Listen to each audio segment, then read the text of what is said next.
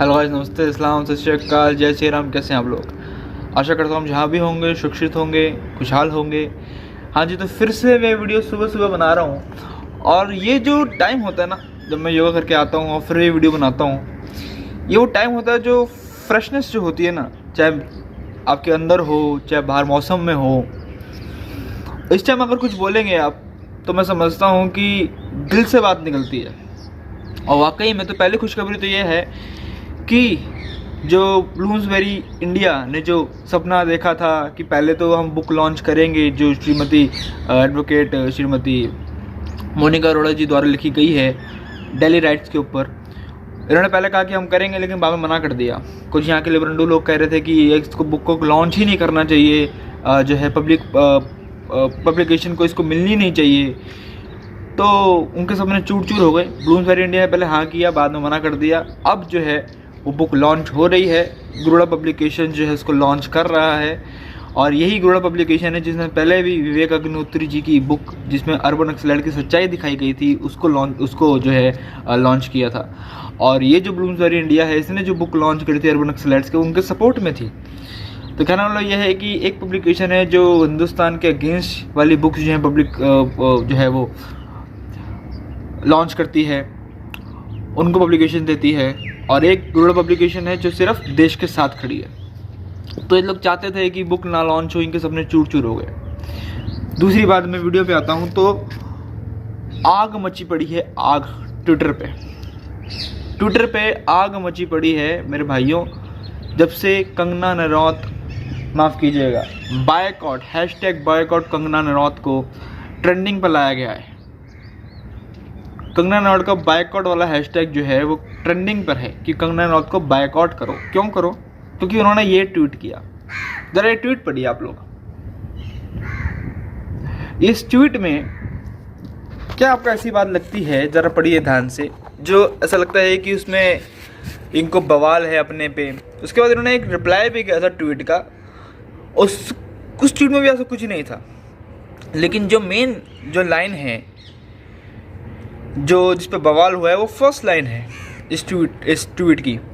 वो first line यही है कि उन्होंने ये कहा है कि हिंदुइज्म में जो कास्ट का जो डिवीज़न है वो गुना के ऊपर है, आपकी आइडेंटिटी नहीं है। यही चीज़ भगवद गीता में कही गई है। तो इसमें क्या गलत कहा गया है? ये छोटी जात ऊंची जात, ये इस टाइम करने का क्या फ़ायदा है? कि क्या ऐसी कौन सी थकी हुई सोच है 21वीं सदी में भी कुछ लोगों की? देखिए, भगवद गीता, बड़े बड़े एपिक्स हमारे यहाँ हुए हैं, महाभारत से लेके रामायण से लेके महाभारत, बहुत सारे हुए हैं। इसके अलावा पुराण लिखे गए हैं। इसके अलावा जो है कहीं भी किसी भी कास्ट को, किसी भी किसी वर्ण को डिसरिस्पेक्टफुल नहीं दिखाया गया है किसी भी। तो फिर ये छोटी जात ऊंची जात और ये कहना कि ये कंगना रनौत की बड़ी जात होने का घमंड कर रही हैं, घमंड करी, उनको गर्व है राजपूत होने में। तो राजपूत होना गर्व करना, राजपूत होने पे गर्व करना क्या बुरी बात है? तो फिर ये जो पिक्चरें बनती है, ये जो कि मराठा की तलवार, राजपूत की तलवार, राजपूत की ज़बान, ये जो इनकी प्राइड के ऊपर मूवी बनती है, तो फिर वो भी नहीं बननी चाहिए। अरे भैया, अगर हमें अपने धर्म के ऊपर, हम जिस कास्ट में पैदा हुए हैं उसके ऊपर गर्व नहीं होगा तो उसकी रिस्पेक्ट कैसे करेंगे? आप छोटी जात में पैदा हो, ऊंची जात में पैदा हो, एक अलग चीज़ है, लेकिन आप सनातनी हैं। पहले आप सनातनी हैं, ध्यान रखिएगा। मैं अगर नीची जात का होता तो भी मैं पहले सनातनी हूँ, और ये समाज शायद मुझे अलग कर सकता है, लेकिन उन्होंने समाज की बात नहीं करी कंगना रनौत ने, उन्होंने हिंदुइज्म की बात करी है, हमारे वेद पुराणों की बात करी है। और हमारे धर्म में, सनातन धर्म में, माफ़ कीजिएगा, कहीं भी शूद्रों को, छोटी जात वालों को डिसरिस्पेक्टफुल नहीं किया गया है। और भगवद गीता में भी यही बात कही गई है, गुना। ध्यान रखिएगा। अगर आपको नहीं यकीन आता है तो भगवद गीता का श्लोक अध्याय 4 श्लोक 13 पढ़ लीजिएगा। भगवान कृष्ण जी ने अर्जुन को साफ साफ कहा है कि जो 4 वर्ण हैं, 4 वर्णन जो हैं, इनका विभाग मेरे ही द्वारा किया गया है, मेरे ही द्वारा किया गया है। फिर भी मैं इस सृष्टि का रचनानंदी हूँ और वास्तव में कर्म का कर्ता होने पर भी मुझे तू अकर्ता ही जान। समझे? यानी भगवान जी ने साफ कहा है कि मैंने ही किया है, फिर भी मुझे अकर्ता ही जानो। कहना मतलब ये है कि भगवत गीता में कहीं भी बहुत सारी चीज़ें हैं, बहुत सारे वेद पुराण लिखे गए हैं, हमारे बारे में लिखा गया है। डिवीजन ऑफ कास्ट जो है गहराई से कही गई है और कहीं भी हमको ये नहीं कहा गया है। हनुमान जी भी, उनको क्या कहा जाता है कि servants of four caste, servant of four caste, उन्होंने ये हनुमान जी को कहा जाता है। क्यों? अगर आप हनुमान चालीसा पढ़ेंगे तो हनुमान जी ने 4 वर्णों के गुण थे। 4 वर्ण के लोग हैं, 4 वर्ण के लोग हैं, उन 4 वर्ण के लोगों के गुण हैं हनुमान जी के अंदर। फिर तो हम लोग किससे अलग नहीं हैं। देखिए, ये ऊंची जात नीची जात का सब ड्रामा है, पहली बात तो। और कंगना रनौत को बायकॉट करने के लिए पता नहीं कहाँ से पाकिस्तान के मुसलमान आ रहे हैं, यहाँ से मुसलमान आ रहे हैं। और भाई तुम्हारा लेना देना है क्या? तुमने भगवत गीता पढ़ी है क्या? तुमने क्या, हमारे आधे हिंदुओं ने नहीं पढ़ी भगवत गीता? क्या करें? पढ़ के देखो उसमें क्या लिखा है, पहले समझो। ट्वीट करने आ जाते उंगली लाने, बस है कंगना रनौत है। क्या उसने बोला? ये जो पिक्चरें बनती है कि एक मराठा 1.25 लाख के बराबर है, प्राइड है मराठा, तो ये जो बड़े बड़े हमारे, देखिए मराठा हो, जाट हो, हैं जी, राजपूत हो, हम हैं सनातनी, तो हमको अलग करना ये हमारे द्वारा किया गया है। समझे? मराठाओं में भी ऊंचा मराठा, नीचे मराठा, सबसे नीचे मराठा, राजपूतों में भी ऊंचे राजपूत, नीचे राजपूत, सबसे नीचे राजपूत। ये क्या है? ये क्या ड्रामा है? देखिए, ये आपको लगता है, कहना मतलब ये है कि हम लोग जैसे भी हैं एक है। वीर सावरकर ने काला पानी की सज़ा उनको हुई, उनका स्ट्रगल था, अंग्रेज़ों के जुल्म सहे, यहाँ के राजनेताओं के जो उस टाइम पे गद्दी बैठे हुए थे, नेहरू जैसे लोग, गांधी जैसे लोग, इनके जुल्म सहे, इनका सपोर्ट के बिना, उनको लोगों का सपोर्ट था सिर्फ। उसके बाद भी उन्होंने पतित पावन मंदिर बनाया, जो एक गवाह है कि सारे हिंदू एक हैं। ऊंची जात नीची जात का वो भेद मिटाने का सिंबल है पतित पावन मंदिर। उनका पूरी लाइफ ये कहने में निकल गई कि हिंदू हो तो गर्व से कहो हिंदू हो, ऊंची जात नीची जात बाद में कहो। मैंने कभी नहीं कहा कि मैं ऊंची जात नीची जात हूँ। मैं पंजाबी हूँ, प्राउड से कहता हूँ, लेकिन मैं पहले एक सनातनी हूँ मेरे भाई। और मैं गर्व से कहता हूँ कि मैं हिंदू हूँ, मैं सनातनी हूँ। मैं किसी वर्ग का होता, मैं छोटी जात का होता, ऊंची जात का होता, मैं पहले सनातनी हूँ।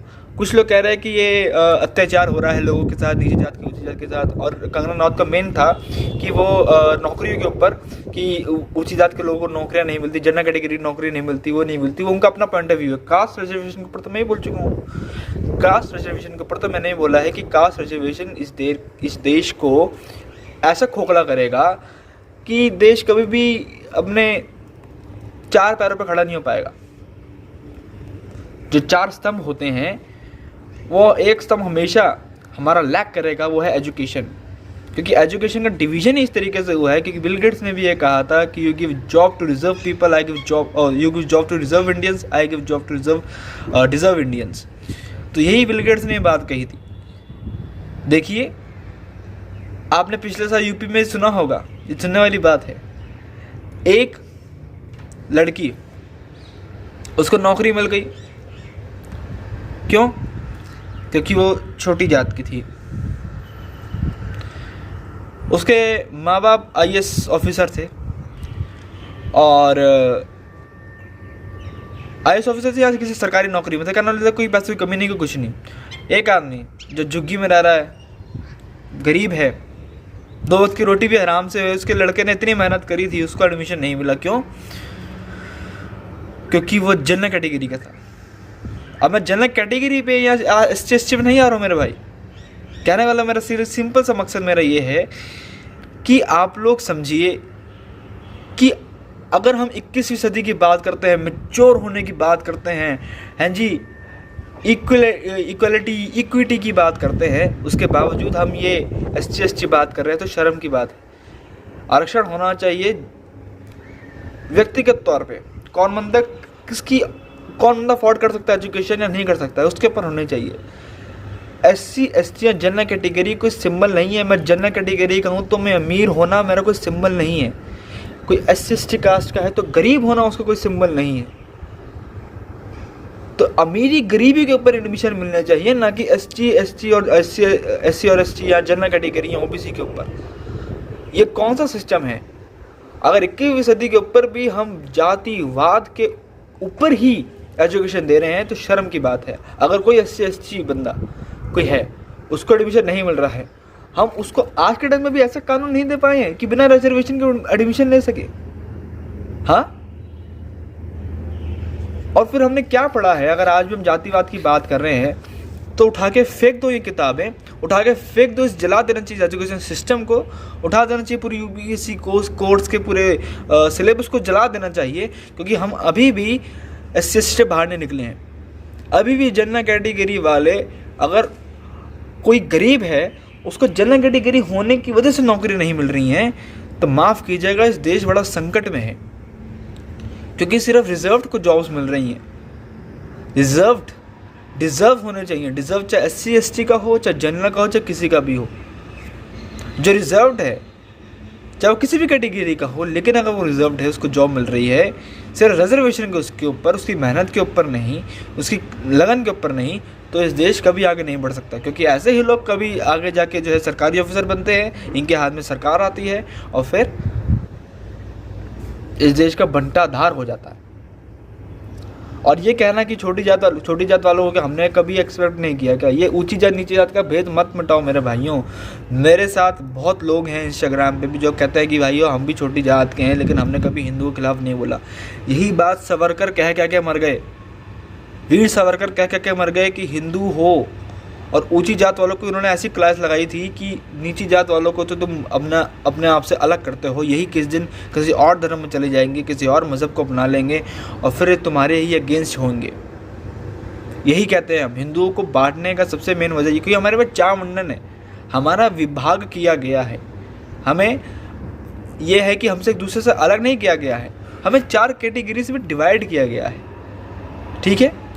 और हर कैटेगरी के अपने गुण हैं, अपनी क्वालिटीज़ हैं, अपनी आइडेंटिटी नहीं है।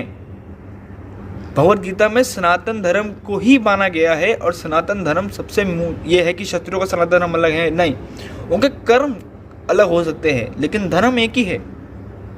धर्म एक ही है, धर्म एक ही कहता है, एक धर्म कहता है कि सनातनी हो। और ये समाज चाहे कुछ भी कहे, लेकिन जो लोग ऑफेंड हो रहे हैं कि हम छोटी जात के हैं या वो हैं, भाइयों, ना मेरी औकात है ना किसी की औकात है कि आपको अलग कर सके छोटी जात या नीची जात से या सनातन धर्म से। हम एक हैं, पहले सनातनी हैं, बाद में हमारे कर्म अलग हैं। और ये कहना है कि देखिए हमें कानून ने जैसा भी मर्जी बांटा हो, कुछ इसके अगेंस्ट है, कुछ इसके साथ है, लेकिन सच्चाई यही है कि आज भी डिज़र्व लोगों को जॉब्स नहीं मिल रही हैं।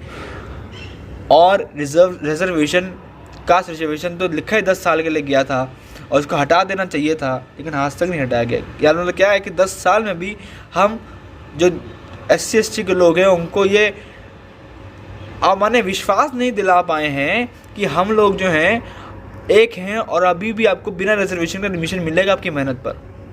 ये हम यकीन ही नहीं दिला पाए हैं। तो इसमें कमी किसकी है? इसमें कमी उस पूरी पढ़ाई की है जिसको हम पढ़ते आ रहे हैं, उसके बावजूद भी जिसमें कहते हैं कि सब एक हैं, हाँ जी, कोई SC ST नहीं होता, कोई कुछ नहीं होता, सब एक हैं। और उसके बाद हम इक्वालिटी की बात करते हैं, उसके बाद क्या होता है? कहना यह है कि सिर्फ हमने पढ़ा है, हमने इम्प्लीमेंट कुछ भी नहीं किया है। और कंगना रनौत को बैकआउट करने से कोई फायदा नहीं है, क्योंकि दोबारा उनके फैंस ने जो है वी आर विद कंगना वो हैशटैग जो है ट्रेंडिंग पे लेके आ गए हैं। तो हम भी कंगना के साथ हैं, ऐसे उन्होंने कोई बात नहीं कही है मेरे हिसाब से। और ऊंची जात नीची जात का सब ये ड्रामे हैं, हम सब एक हैं, ना मेरी औकात है ना किसी की औकात है हमको अलग करने की। ध्यान रखिएगा इस बात को। अगर हम सनातनी, अगर हम एक रहेंगे तो ही हमारा फ्यूचर है, वरना हमारा कोई फ्यूचर नहीं है। आप जानते हैं कि देश में हिंदुओं के साथ क्या हो रहा है और जगह जगह पे हिंदुओं के साथ क्या हो रहा है। हिंदुओं का अंत अगर नहीं चाहते हैं तो एक हो जाइए, बाकी सब देखा जाएगा बाद में। चलो दोस्तों, जय हिंद।